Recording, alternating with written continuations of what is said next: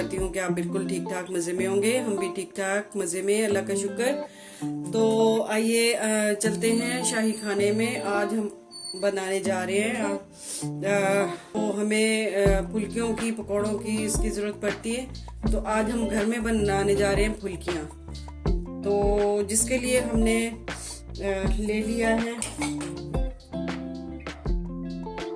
1/4 teaspoon हमने अजवाइन ले लिए।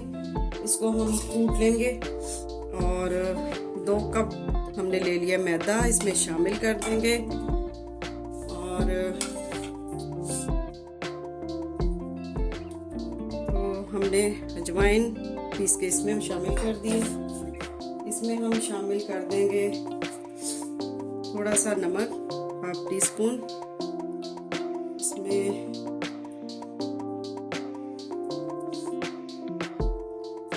थोड़ा सा मैंने इसमें फूड कलर डाल दिया है। और ये बेसन जो है ना, ये मेरा घर का पिसवाया हुआ है। मैंने खुद इसको दाल को साफ करके तो खुद पिसवाया। इसकी खुशबू बहुत अच्छी है और इसका टेस्ट बहुत अच्छा है। आप कोशिश किया करें जब भी आप बेसन लें तो ताज़ा हो, जो थोड़ा येलो कलर का होता है तो उसमें मिक्स ना किया हुआ हो, तो उसका बहुत अच्छा टेस्ट और खुशबू आती है। तो मैं अब इसको मिक्स कर लेती हूँ। इसमें मैंने शामिल कर दिया है 1 कप पानी। इसका हमने बहुत अच्छा सा पेस्ट बनाना है।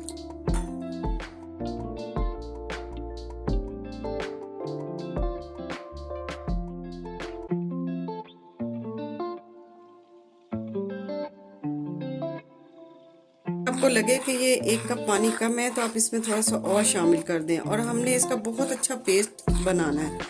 अच्छी तरह से इसको आपने मिक्स करना है, ये यकजान हो जाए। अच्छा जी, 15 से 20 मिनट मैंने इसको मिक्स करके रख दिया था, स्टे दिया है। और उसके बाद मैंने 1/2 टीस्पून इसमें मिक्स कर दिया बेकिंग सोडा। और अब दूसरी साइड पे मैंने कढ़ाई कर दी है, चूल्हे पे चढ़ा दिए। ऑयल हमारा गर्म हो चुका है, मैं इसको बनाना शुरू करती हूँ।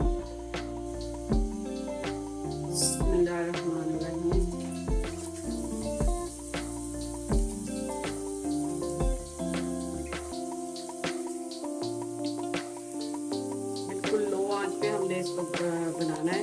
अगर तेज होगी तो ये जल सकती है, तो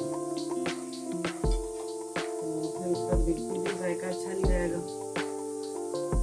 लो आंच पे ये अंदर तक पकते हैं।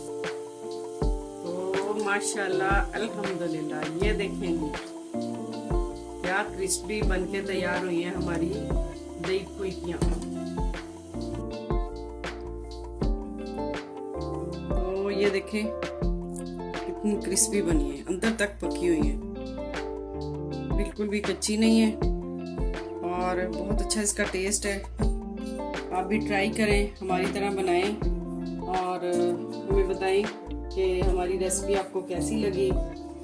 रमज़ान की रेसिपियाँ लेकर मैं आती रहूँगी। आप मुझे फीडबैक ज़रूर दीजिएगा और कमेंट बॉक्स में ज़रूर बताइएगा आपको किस रेसिपी की ज़रूरत है। तो चलते हैं, अब फिर आएंगे किसी नई रेसिपी के साथ। शाही खाने में फिर मिलेंगे। अल्लाह हाफ़िज़।